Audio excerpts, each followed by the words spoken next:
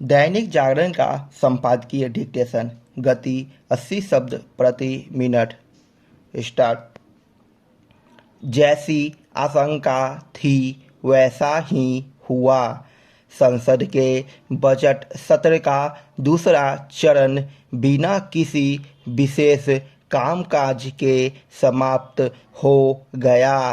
अच्छा होता कि संसद में लगातार हंगामा होते देखकर इस सत्र को तय समय के पहले ही खत्म कर दिया जाता। इससे और कुछ नहीं तो सरकारी कोष का कुछ धन ही बच जाता। संसद न चलने देने के लिए सत्ता पक्ष और विपक्ष एक दूसरे को कटघरे में खड़ा करने का जो काम कर रहे हैं उसका औचित्य इसलिए नहीं क्योंकि कहीं न कहीं दोनों पक्ष ही इसके लिए जिम्मेदार हैं। जहां विपक्ष अडानी मामले की जांच संयुक्त संसदीय समिति यानी जेपीसी से कराने की अपनी मांग को लेकर हंगामा करता, वही सत्ता पक्ष इस मांग पर अड़ा रहा कि राहुल गांधी अपने उस बयान के लिए माफ़ी मांगे जो उन्होंने लंदन में दिया था। पक्ष विपक्ष की इन मांगों का कोई विशेष महत्व नहीं था।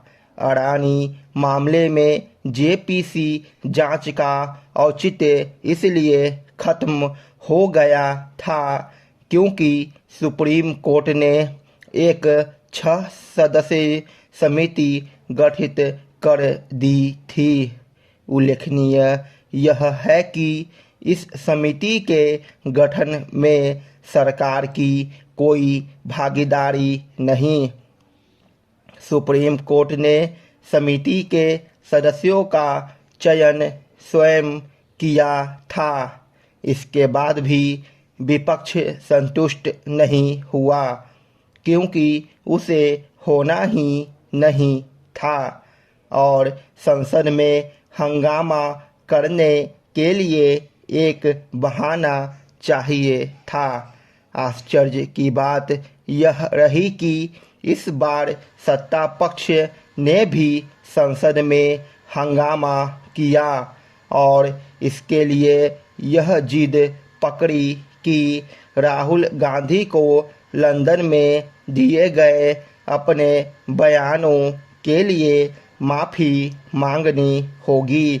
यह सही है कि राहुल गांधी ने लंदन में कई ऐसी बातें कही जो उन्हें नहीं कहनी चाहिए थी, लेकिन यदि इसे वह अपनी भूल मानने के लिए तैयार नहीं तो सत्ता पक्ष या फिर अन्य कोई क्या कर सकता है। राहुल के बयानों पर सत्ता पक्ष की आपत्ति सही थी, लेकिन उसे अपनी इस मांग को तूल नहीं देना चाहिए था कि संसद तभी चलेगी जब वह माफ़ी मांगेंगे। ऐसा बहुत कम होता है जब सत्ता पक्ष ही संसद में हंगामा करता है, लेकिन इस बार ऐसा ही हुआ। यह मानने के अच्छे भले कारण हैं कि संसद के बजट सत्र का दूसरा चरण इसलिए हंगामे की भेंट चढ़ गया क्योंकि सत्ता पक्ष और विपक्ष की निगाहें आगामी विधानसभा चुनावों के साथ लोकसभा चुनाव पर भी है।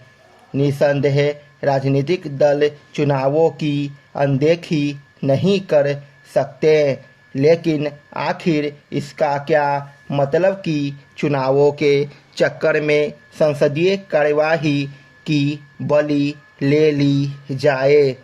क्या चुनाव निकट होंगे तो संसद नहीं चलने दी जाएगी।